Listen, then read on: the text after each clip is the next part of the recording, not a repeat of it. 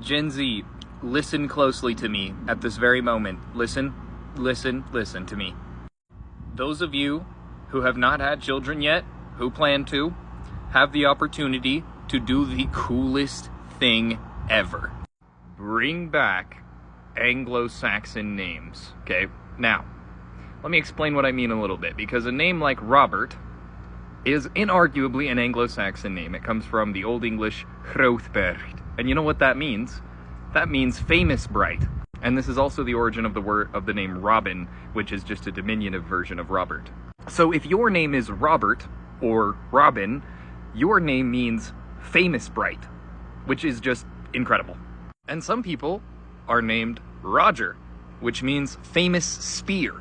Hrothgar was the famed king of Denmark in the Beowulf poem, and his name meant famous spear. If your name is Roger, that is what your name means. But nobody's named Rothward. But Rothward would come from Old English Hrothward, so that could be a name, Rothward. And there are all kinds of situations like this. Take the name Edgar, that comes from Old English Edgar, or it can come from Visigothic Edgar if it's Edgar in like a Latin American context, in a Spanish or Latin American context. That is literally where that name comes from. By the way, another name that some Latin American men are named is Austroberto. Austroberto is probably one of the coolest names ever, because it would come from something like Austrobertas in Visigothic, which would mean East Bright. The dawn. Or just the east when it's bright, East Bright. So instead of naming your kid Robert, you could name your kid Austerbert, or instead of naming your kid Edgar, Edwin, or Edward, already names that we have in this language, you could name him Edfrith, from Old English Adfirth, meaning prosperity peace.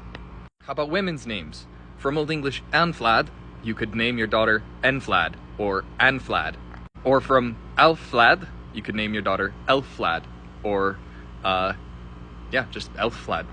People name their kids Alfred, but nobody ever names their kid Alfnoth, which means elf bright.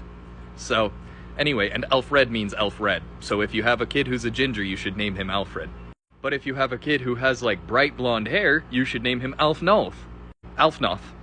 Now, I could go on at length. I'm running out of time here, but if you want another list of modernized Anglo-Saxon names, just let me know, and I will remodernize a bunch of